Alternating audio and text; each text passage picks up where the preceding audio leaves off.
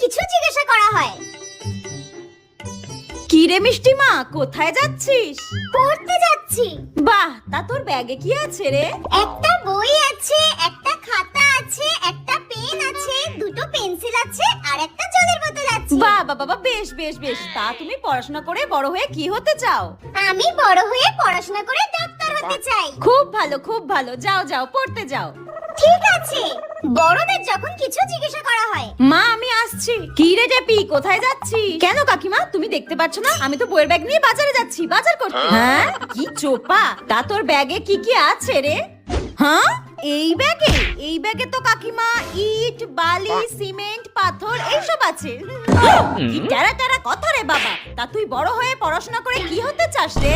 Control. পড়াশোনা শিখে আমি লোকের বাড়ি বাসন মাজবো আর কাপড় কাচবো, হয়েছে? টাটা। যত সব কথাবার্তা ছিরি।